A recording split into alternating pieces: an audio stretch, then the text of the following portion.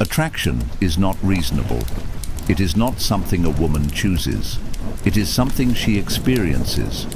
The difference between the man she forgets and the man she fantasizes about is not his appearance, wealth, or even confidence. It is his words. The right words have the power to penetrate her mind, penetrate her emotions, and remain there perpetually. Most males use general remarks such as, "You're beautiful," or "You have pretty eyes." Sure, they are nice, but are they memorable? They don't come close to being memorable. However, if you say the correct thing in the right way, she will hear and feel it. And once a woman develops feelings for you, you become seductive. In this video, I'll reveal 3 potent compliments. Compliments so rare and deadly that they'll make her remember you long after you've left. Let's get started. 1. I don't need you, but I want you. This phrase has a unique impact. It's more than simply words. It's an assertion of authority. Most men misinterpret attraction, believing that they must lavish a woman with attention, persuade her of their worth, and demonstrate that they would do anything to have her. That is where they go wrong. Nothing turns a woman off more than neediness. It reeks of desperation and conveys to her that you perceive her as a trophy to be acquired, but you see yourself as someone who requires her approval to feel worthy. Women would rather not feel as if they are doing you a favor by being with you. They want to feel picked by a man who has other possibilities. This phenomenon explains why the saying, "I don't need you, but I want you," is so effective. It changes the dynamics. It informs her, "You are not the focus of my world. I can walk away at any time. I choose you because I see something wonderful in you, not because I want to fill a vacuum in my life." And that is precisely the type of energy that drives a lady crazy. The law of scarcity, a psychological phenomenon, draws women to detachment. People cherish what is scarce, uncertain, or difficult to obtain. Imagine a scenario where a man is consistently available, always the first to text, and always eager to please. He becomes predictable, expected, and uninteresting. However, if a man is confident, focused on his life, and difficult to impress, he becomes a challenge. And women are naturally drawn to challenges stating, "I don't need you, but I want you." By stating this, you are conveying a subliminal message.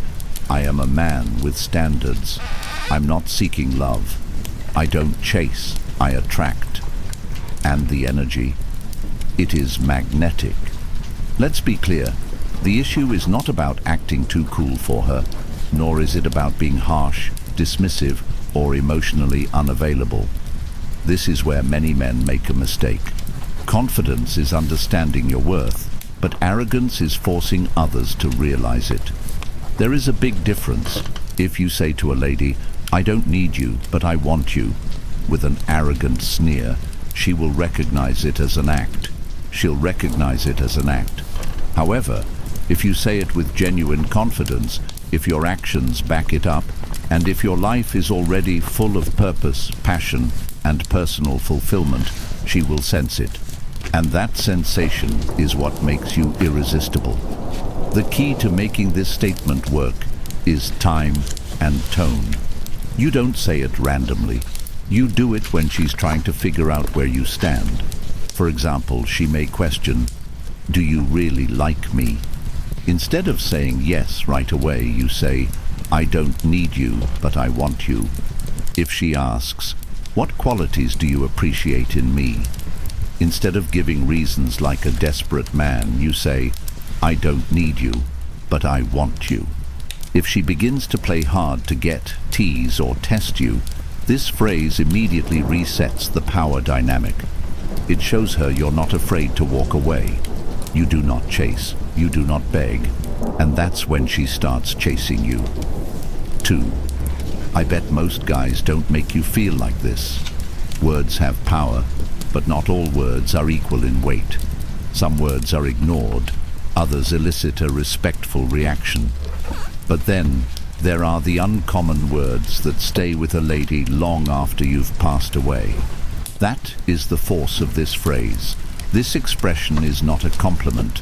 The suggestion is not a question. It's much more compelling. A suggestion. When you add, "I bet most guys don't make you feel like this," you're instilling an idea in her head that she can't help but investigate. She wonders if she feels differently around him. What does he do that other men don't? Why does this moment feel so intense? When she thinks about it, she feels it more intensely. That is the power of suggestion. You're not teaching her how to feel. You're allowing her to discover on her own that she feels something special with you.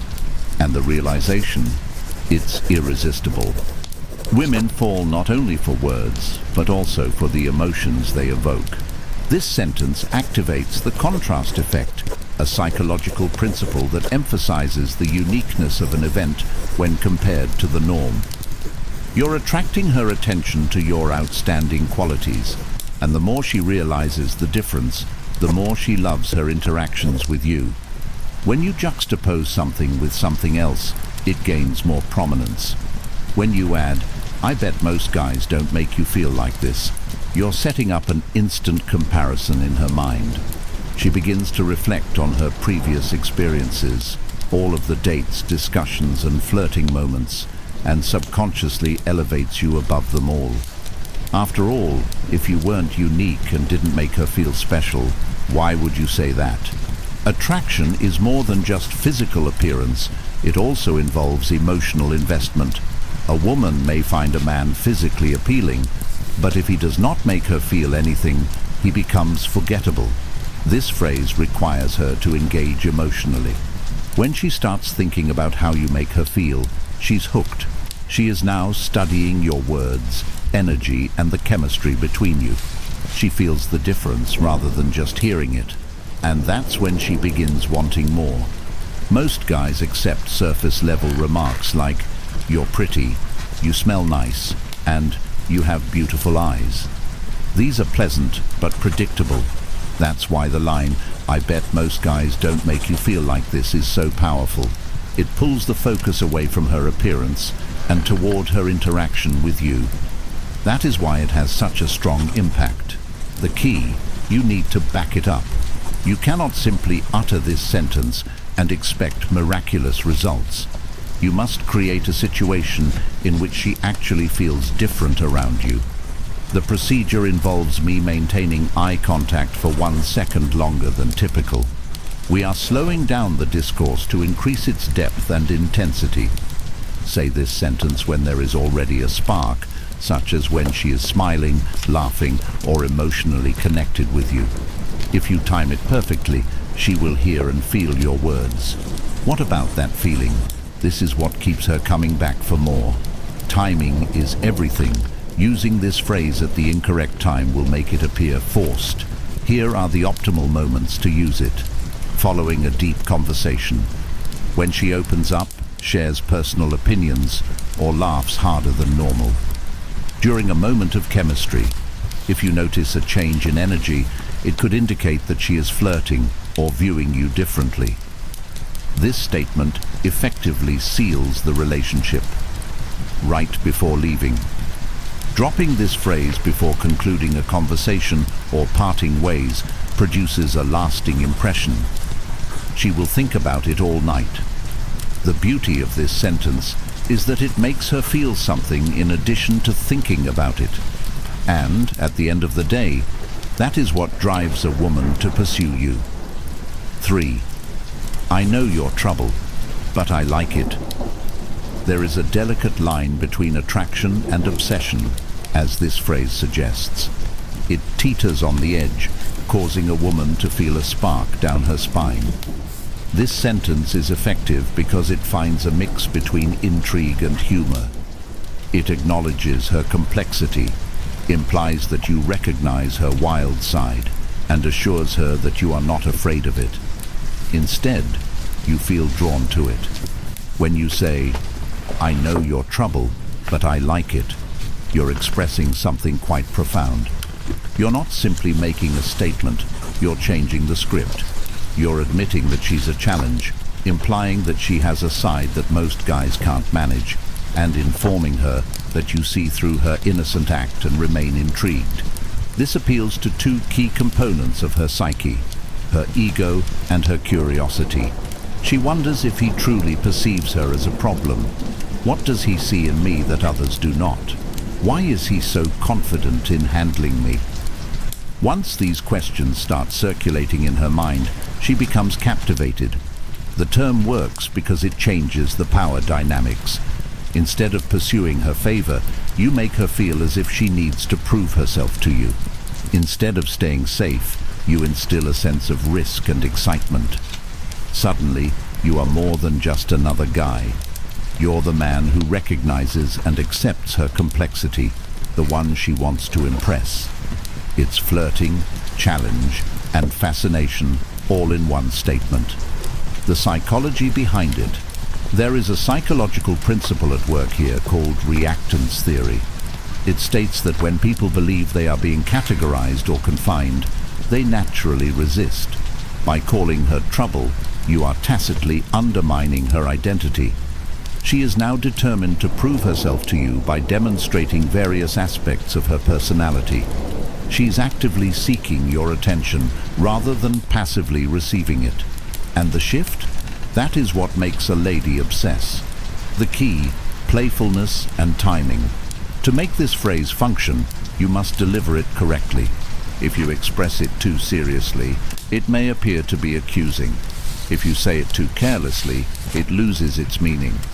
The delivery must feel like letting her in on a secret, as if you know something about her that she hasn't fully disclosed. Here's how to deliver it with the greatest effectiveness. Lock gaze with her, holding the tension for just a second longer than usual. Say it with a small smirk to keep it light and light-hearted. Pause after saying, "I know your trouble." Allow her mind to fill in the spaces before you say, "But I like it." If executed correctly, this sentence will elicit a smile on her face and evoke shivers down her spine. It will keep her engaged, curious, and thinking about you even after you've parted ways. Her spine tingled. She'll giggle, playfully deny it, then draw in closer, all without realizing it. And that's when you realize you've got her. This is not a phrase to use in a dry, serious conversation. It's a heat generator, or a line that amplifies energy when it's already rising. Here's when you can utilize it.